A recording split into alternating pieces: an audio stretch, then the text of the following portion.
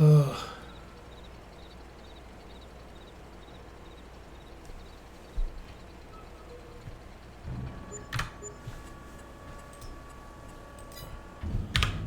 Right. And then I'm done with all the things for today. Well, all the recovery things that I needed to do.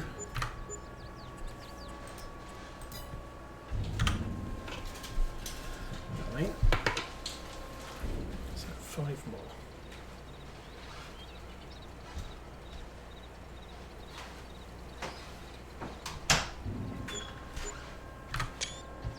Oops.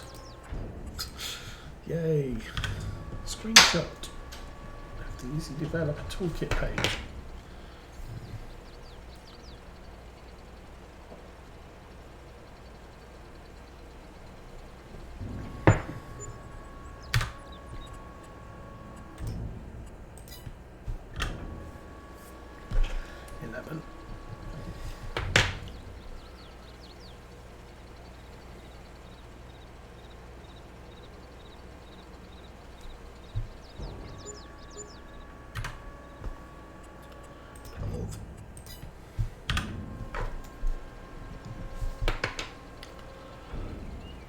Like I said, I could just add 11,000 times 14 to the amount of cash I have.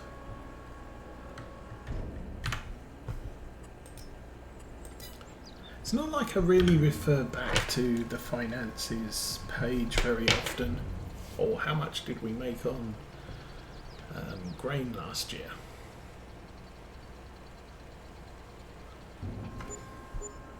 Okay, last load. Click, click, unload. And I can throw that note away. I can throw the fresh maize note away, because we've now buried that. And head back to the farm.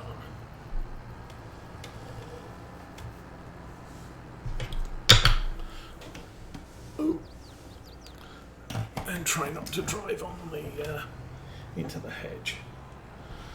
So yeah, this field here has been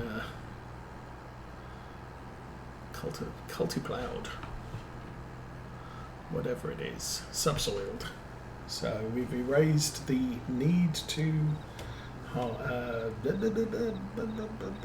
plough that field. So I think we can now clean this kit up. We'll put this away.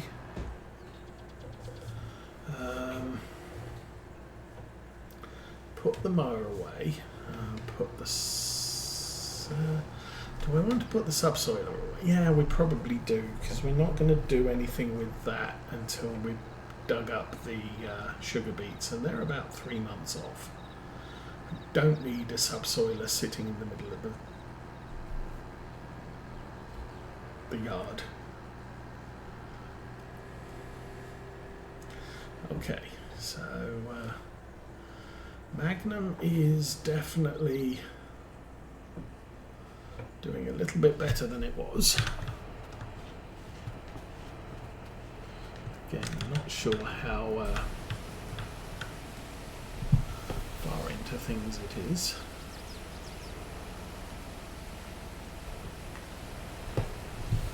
Okay, now we can clean up the zeri, because that does not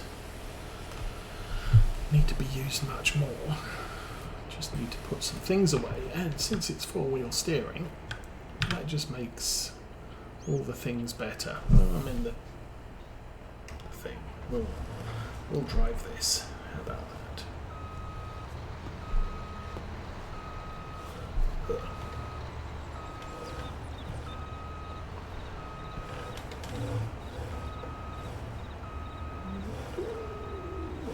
I've screwed that up a bit, or not. And nothing for the corner, so in you go.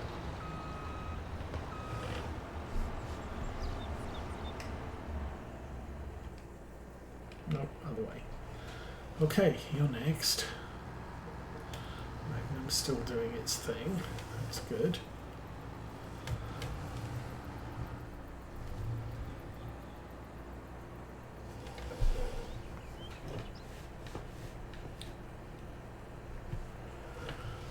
I think the Magnum's almost down to half a tank of diesel.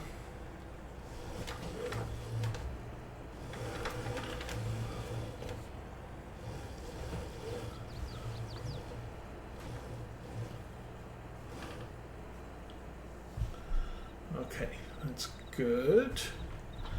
Drop that off. Go get the subsoiler. Oh, I've still got a planter out as well. Why have I got that out?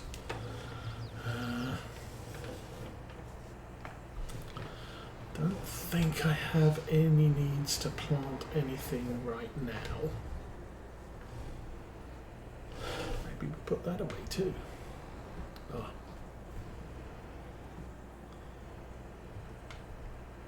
There we go.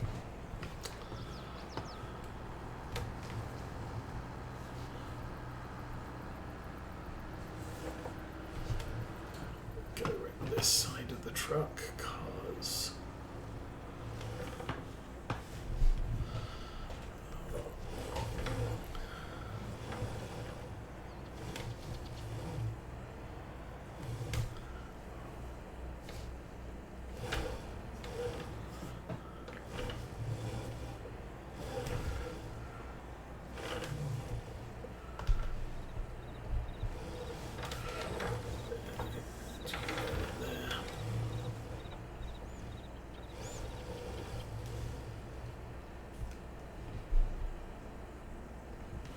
good, and drop that.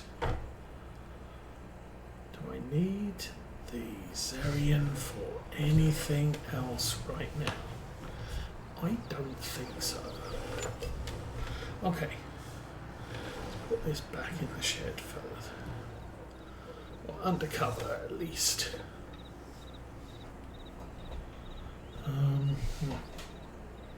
Those seeds are in a actually. There we go.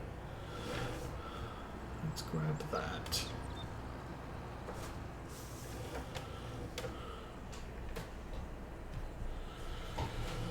Oh, the truck's in the way.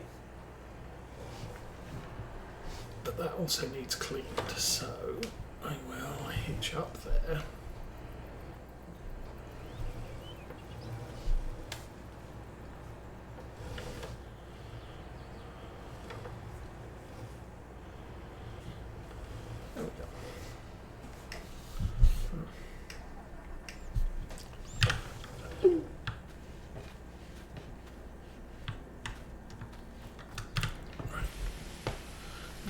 Cedar.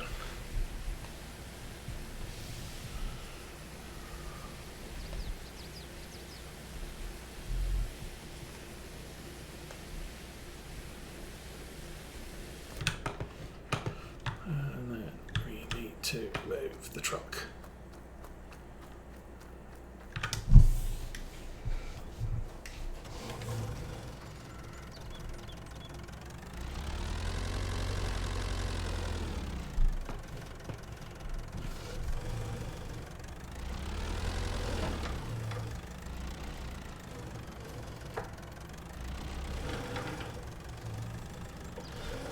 I've said it many times, I do like this truck. I think it might be available now on 25, not sure. That's fine. Stick that there. Okay. Now you put the cedar away. What's the time? 11:23, so we're close to lunchtime.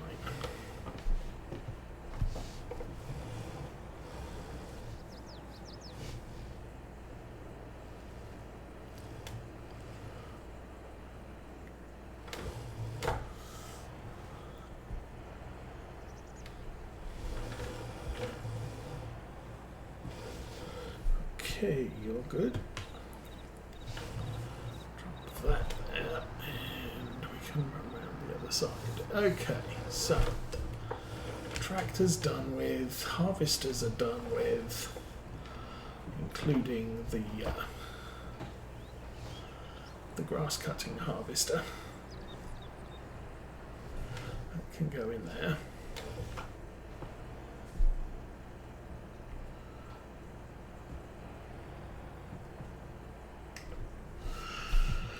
And we'll get out of that one. Okay, Magnum. Let's go see how well you're doing. Run, jump. And 86 of 99%. Okay, getting there. We are going to need to use the shovel. How about we put that back in the cow shed? And while we're there, let's see how the cows are doing. Obviously very well at the moment because they have all the stuff that they need. I'm outside the shed. Okay. Hi cows, you have 387,000 litres of food, 400,000 litres of straw, 60,000 litres of slurry, and 30% through reproduction. Over here we have manure, 26,998. Okay. And I was going to do another thing. Honey's fine. That's fine. Leave that there for now. I think next up is we'll get in here. We'll go and do some things.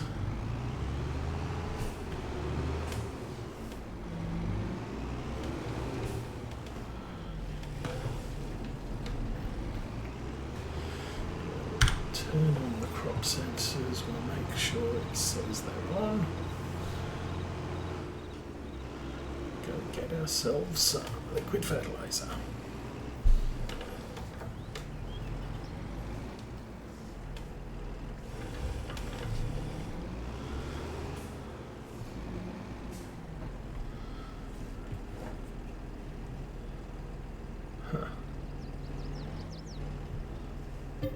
There we go. This doesn't take much at all, so and we're not going to use much either.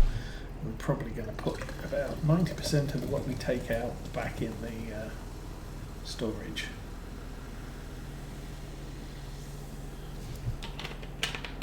And done. Okay.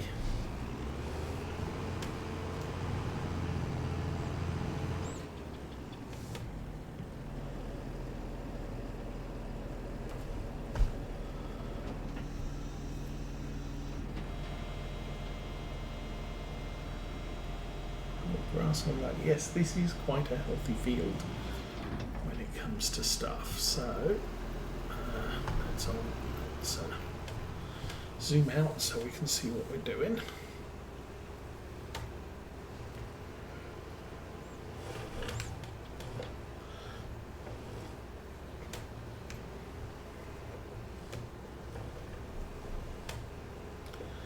I don't recall if this is a very long boom.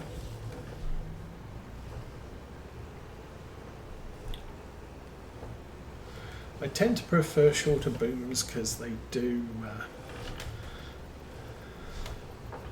don't tend to get wrapped around trees and hedges quite so often as the larger ones.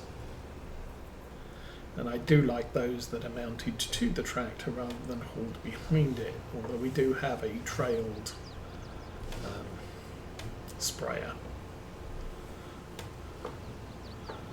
for herbicide work. Ooh. Doink.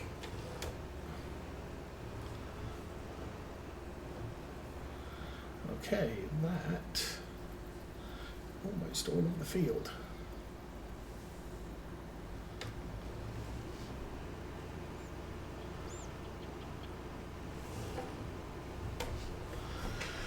So, get this turned around.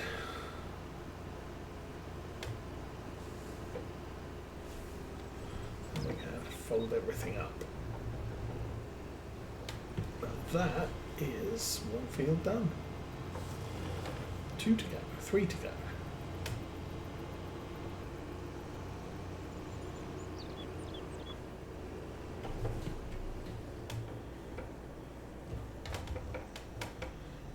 That's far enough.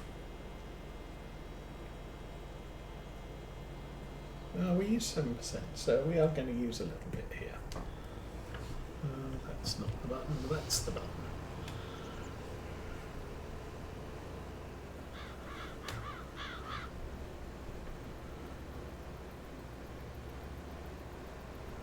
Now my slurry tank has a cultivator on it, which is, I can't really use it for spreading slurry on grass fields because I don't want them plowed up. But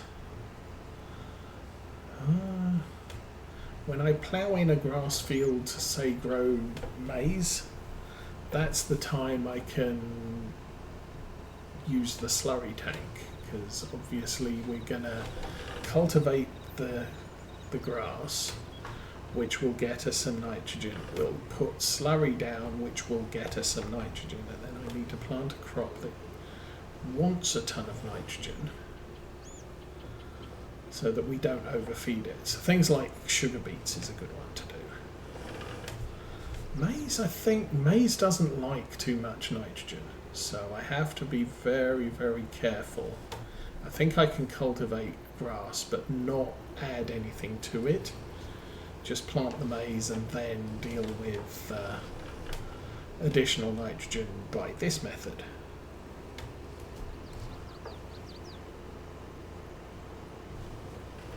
But things like sugar beets don't care if they're over nitrogenated. They do care if they don't have enough. And so that's when we come down to actually, you know what? I just noticed that field to our right. I'm going to go over there with the crop sensors on and see if that needs to be looked at. But for right now, that's good. That field to our left is heavily nitrogenated, which is a problem. See, this field's all stripy. That usually indicates something. It was an uncontrolled application of nitrogen. Now, it could be that there's just too much. Nope. We have not sprayed this field, but I think I mulched it or cultivated it or something. Something happened. It was oats. Oh.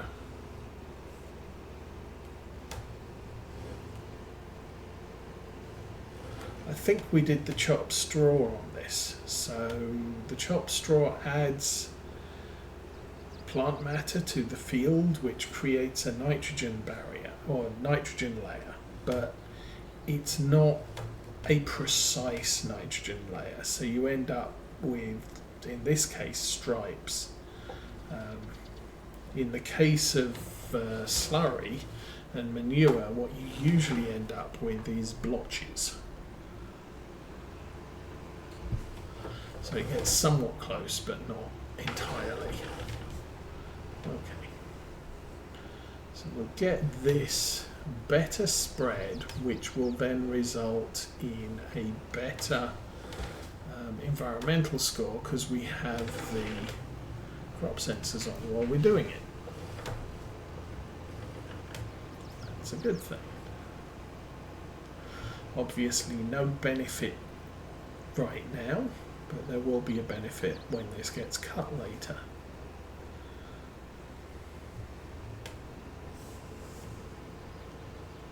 So maybe next year this can be our sugar beet field. Or sorghum. I could put sorghum in this.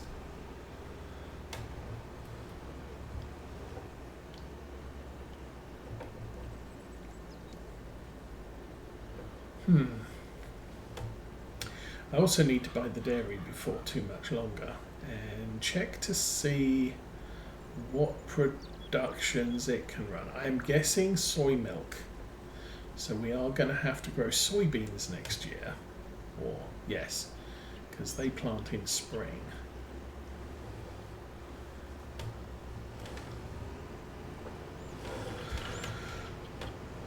Things like that, and possibly the sugar beet field will run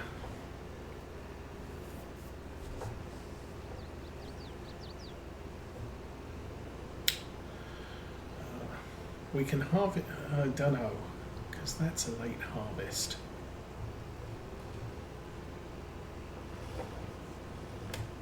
I think the field that's currently got sorghum in it, if we join that up with the field that we put maize in, or we took the maize from, I can put a cereal there, because that will all be ready to plant over the next 2-3 months. And so that'll be a winter crop. Sugar beets, they're quite close to the end of the year before you can harvest them, and there might not be a fall planting period available before we have to go through winter. Let's pull up the calendar and take a look at that. Let's save. So September is when we can do planting. We are going to be sorghum. September we can pull up the sorghum. So if we pull up sorghum then, sugar beets are October. So long as they're ripe and ready to go in October, I can still plant cereals on those fields. So that's also a thing. Now I just have to plan what crops and where for next year. Because we need a lot more arable crops than I've been used to. And combining all these fields together has resulted in some areas that could end up as a problem for us.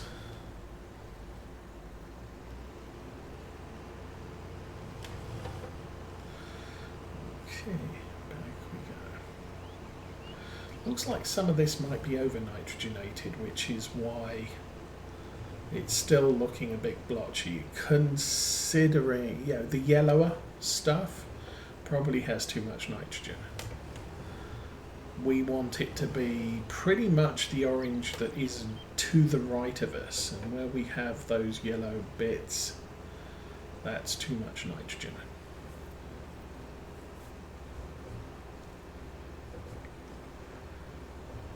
But grass won't particularly mind about that. So long as we're up to the level it needs to be for most of the field, that'll be fine. So one of the reasons why I kind of thought just chopping the straw from the oats was probably a bad idea if I'm going to immediately plant grass, because grass really doesn't need much nitrogen. So I may be penalising my my yields by doing that. Whereas if you're chopping straw onto the field and then maybe planting a different cereal crop immediately, then I want all the nitrogen I can get, because we need 120, 140, 160 litres per hectare, or kilos per hectare on some of those crops, which means adding straw, it's a good foundation. It's going to result in less spray needed to bring the crop to where it needs to be. Looks like the Magnum's finished. Not going to worry about that yet. We'll finish spraying, then we'll go and deal with the bunker, and then it will be lunchtime. It's 11:39 now, so we're almost good.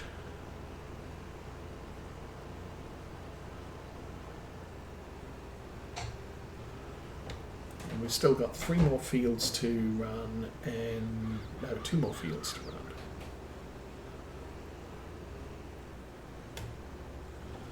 And with this thing, that doesn't take long.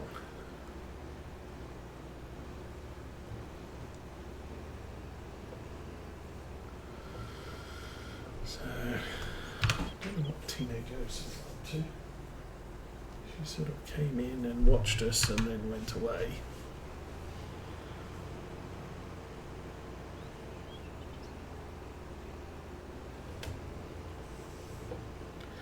Not even sure how long they stayed up last night.